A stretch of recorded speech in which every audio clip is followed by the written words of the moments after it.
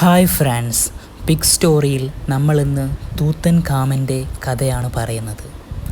തൂത്തൻ ഖാമൻ ഈജിപ്തിലെ ഏറ്റവും പ്രായം കുറഞ്ഞ ഫറവോകളിൽ ഒരാളായിരുന്നു. 1332 BCയിലാണ് തൂത്തൻ ഖാമൻ ഫറവോവായി കിരീടമണിഞ്ഞത്, അതും തൻ്റെ 9ാം വയസ്സിൽ. എന്നാൽ അധികനാൾ അദ്ദേഹത്തിന് ഫറവോവായി തുടരാൻ കഴിഞ്ഞില്ല. തൻ്റെ 19ാമത്തെ വയസ്സിൽ അദ്ദേഹം ദുരൂഹ സാഹചര്യത്തിൽ മരണപ്പെട്ടു. അദ്ദേഹത്തിൻ്റെ മരണത്തെപ്പറ്റി നിരവധി കഥകളാണുള്ളത്. ചിലർ വിശ്വസിക്കുന്നു അദ്ദേഹത്തിൻ്റെ കുടുംബാംഗങ്ങൾ തന്നെ അദ്ദേഹത്തെ ദുരൂഹമായി കൊലപ്പെടുത്തിയതാണെന്ന്.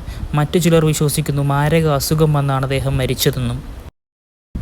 തൂത്തൻ ഖാമൻ്റെ ശവകുടീരം വാലി ഓഫ് കിങ്സ് എന്ന ഈജിപ്തിലെ പിരമിഡ് നിരകളിലായിരുന്നു തൂത്തൻ ഖാമൻ്റെ ശവകുടീരം. ഏകദേശം 3000 വർഷത്തോളം തൂത്തൻ ഖാമൻ്റെ ശവകുടീരം സൂര്യസ്പർശം പോലും ഏൽക്കാതെ പിരമിഡ് നിരകളുടെ അടിയിലായിരുന്നു.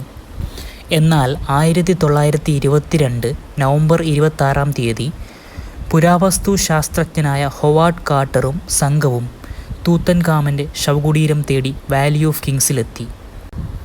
അങ്ങനെ അവർ 3000 വർഷത്തോളം പഴക്കമുള്ള തൂത്തൻ ഖാമൻ്റെ ശവകുടീരം തുറന്നു. തൂത്തൻ ഖാമൻ്റെ ശവശരീരം 3 ശവമഞ്ചങ്ങളിലായി സുരക്ഷിതമായി അടക്കിയിരിക്കുകയായിരുന്നു.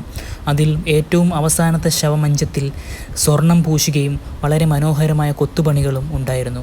അതിനുള്ളിൽ വളരെ അമൂല്യമായ രത്നങ്ങളും സ്വർണ്ണങ്ങളും തൂത്തൻ ഖാമൻ ഉപയോഗിച്ചെന്ന് കരുതിയ വസ്തുക്കളും ഉണ്ടായിരുന്നു. അദ്ദേഹത്തിൻ്റെ ശവകുടീരം ശപിക്കപ്പെട്ടതാണെന്ന് വിശ്വസിക്കുന്നവരുമുണ്ട്.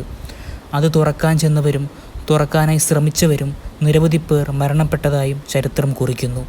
ഹൊവാർഡ് കാർട്ടറുടെ മരണവും അദ്ദേഹത്തിൻ്റെ ശാപമാണെന്ന് വിശ്വസിക്കുന്ന ചിലവരുമുണ്ട്.